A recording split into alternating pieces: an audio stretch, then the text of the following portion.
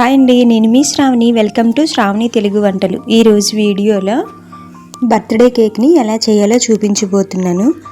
బర్త్డేకే కాదు, ఏ అకేషన్ అయినా ముందుగా గుర్తొచ్చేది మనకి కేకేనండి.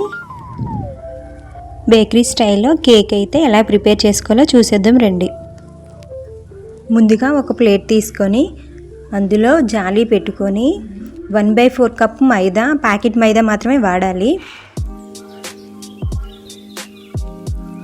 కొద్దిగా baking soda, 1 teaspoon baking powder వేసి జాలితో ఇలా జల్లించుకోవాలి. ఎందుకు జల్లించుకోవాలంటే కేకు స్పాంజినెస్గా వస్తుంది. ఇన్కేస్ ఏమైనా నలకలు ఉంటే పోతాయి. తర్వాత వేరే గిన్నెలో 2 గుడ్లు పగలగొట్టి వేసుకోవాలి. అది రూమ్ టెంపరేచర్లో మాత్రమే ఉండాలి. ఫ్రిడ్జ్లో పెట్టినవి అయితే అసలు వాడకూడదు. మనం 1/2 kg కేక్ ప్రిపేర్ చేస్తున్నాం కాబట్టి 2 eggs అయితే సరిపోతుంది. In case 1 kg cake prepare చేసినప్పుడు 4 eggs పడుతుంది. 1/2 kg కాబట్టి 2 eggs. 1 table spoon vanilla essence వేసుకొని 1 టేబుల్ స్పూన్ ఆయిల్ వేసుకొని బేటర్తో 2-3 మినిట్స్ బాగా బీట్ చేసుకోవాలి.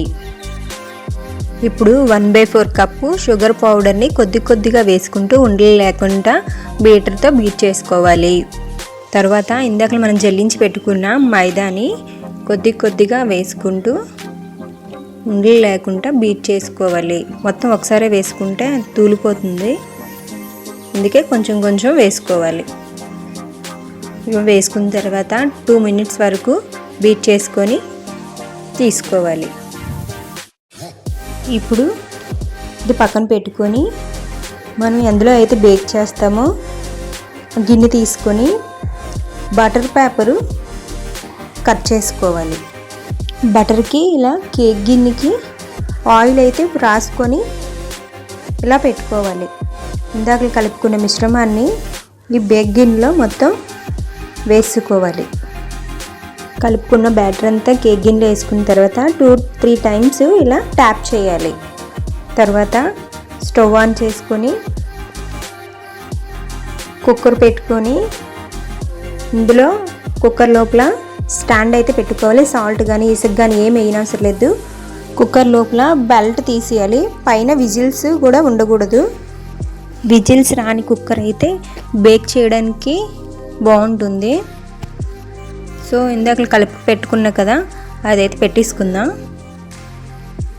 ఇప్పుడు మూత పెట్టుకొని సిమ్లో పెట్టుకొని 30 మినిట్స్ బేక్ చేసుకోవాలి. 30 మినిట్స్ అయితే అయిపోయింది. కేక్ బేక్ అయిందో లేదో చూసేద్దామండి.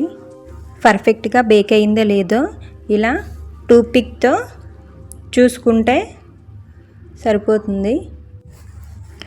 ఇప్పుడు ఇది బయటికి తీసుకొని ఒక 10-15 మినిట్స్ అయితే పక్కన పెట్టేసుకోవాలి. చల్లారాలి కాబట్టి ఈలోపు మనం క్రీమ్ అయితే ప్రిపేర్ చేసుకుందాం. ఒక గిన్నెలోకి విప్పింగ్ క్రీమ్ని వేసుకుందాం. కేక్కి సరిపడా కొద్దిగా వేసుకోవాలి. ఇది బీట్ చేసే ముందు ఒక 10 మినిట్స్ అయితే ఫ్రిడ్జ్లో నుంచి తీసి బయటను పెట్టుకోవాలి. లేదంటే కంపల్సరీగా ఇది ఫ్రిడ్జ్లోనే ఉండాలి. మనకి ఎంత పడుతుందో అంత తీసుకొని మిగిలింది పిన్నులు కట్టుకొని మళ్ళీ ఫ్రిడ్జ్లో పెట్టేసుకోవాలి. సో ఇప్పుడైతే బీట్ చేసుకుందాం. 1 మినిట్ అయిన తర్వాత సెకండ్ లెవెల్కి పెట్టుకోవాలి. ఇలా 5 వరకు ఉంటాయి. ఒక్కొక్క మినిట్కి ఒక్కో లెవెల్ పెంచుకుంటూ అలా 6 మినిట్స్ వరకు బాగా బీట్ చేసుకోవాలి. ఎండాకాలం అయితే కిందన ఐస్ క్యూబ్స్ వేసుకొని అప్పుడు బీట్ చేసుకోవాలి, లేదంటే తొందరగా మెల్ట్ అయిపోతుంది. ఇప్పుడు రైనీ సీజన్ కాబట్టి పర్వాలేదు. బీట్ చేసిన వెంటనే ఫ్రిడ్జ్లో పెట్టుకోవాలి. ఇప్పుడు టర్న్ టేబుల్ పెట్టుకొని ఒక కర్చీఫ్ అయితే వేసుకుందాం. తర్వాత 1/2 kgకి సరిపడా బేస్ వేసుకొని కేక్ డీమోల్డ్ చేసుకుందాం. ఇలా ఎడ్జెస్ని ఫస్ట్ ఇలా చాక్తో కట్ చేసినా పర్లేదు, స్కేల్ అయినా పర్వాలేదు. అలా చేసి డీమోల్డ్ చేసి బటర్ పేపర్ తీసుకొని పైన అంతా చాక్తో కట్ చేసినా పర్లేదు, అలా తీసినా పర్లేదు. చూడండి ఎంత స్పాంజీగా ఎంత మెత్తగా ఉందో. ఇప్పుడు కేక్ని అయితే 3 లేయర్స్గా కట్ చేసుకోవాలి. ఇవి పక్కన పెట్టుకొని బేస్ ఒకసారి క్లీన్ చేసుకొని బేస్కి కిందన కొద్దిగా క్రీమ్ అప్లై చేసుకోవాలి. కేక్ అనేది జారిపోకుండా ఉంటుంది. కింద పార్ట్ కట్ చేసుకున్నాం కదా, అదే ఫస్ట్ వేసుకోవాలి. తర్వాత షుగర్ వాటర్తో మొత్తం కేక్ అంతా అప్లై చేసుకోవాలి. మరీ అంత ఎక్కువ వేసేయకూడదు, మన చెయ్యి పెడితే తెలుస్తుంది, తడిగా ఉంటుంది. అంతవరకు వేసుకుంటే సరిపోతుంది. తర్వాత క్రీమ్ అప్లై చేసుకోవాలి. ఇలా అప్లై చేసుకున్న తర్వాత స్ట్రాబెర్రీ క్రష్ అయితే వేసుకొని స్కేల్తో ఇలా స్ప్రెడ్ చేసుకోవాలి. ప్యాలెట్ నైఫ్ వాడతారు, కానీ నేను వాడను, చెయ్యి అంతా లాగేస్తుంది అనేసి స్కేలే వాడతాను. సో ఇలా స్ప్రెడ్ చేసుకున్న తర్వాత వైట్ చాకో చిప్స్ అయితే వేసుకోవాలి. ఫస్ట్ లేయర్ని సెకండ్లో పెట్టుకొని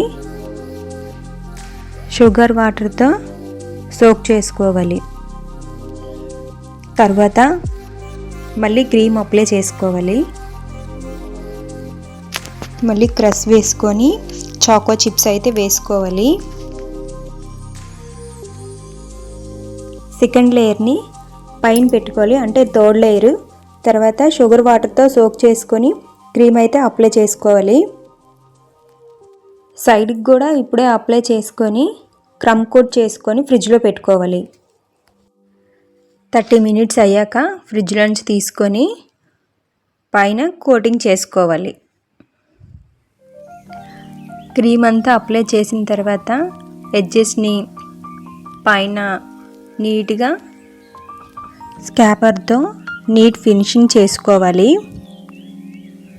ఇప్పుడు పైన మీకు నచ్చిన డిజైన్స్ వేసుకోవచ్చు. నేనైతే సింపుల్గానే వేస్తున్నాను మీకు చూపించడం కోసం. విప్పింగ్ క్రీమ్లో జెల్ కలర్ మీకు నచ్చిన కలర్తో డెకరేట్ చేసుకోవచ్చు. అలాగే కిందన కూడా వేరే నోజిల్తో డిజైన్ అయితే వేసుకుందాం. తర్వాత స్ప్రింకిల్స్తో డెకరేట్ చేసుకుందాం.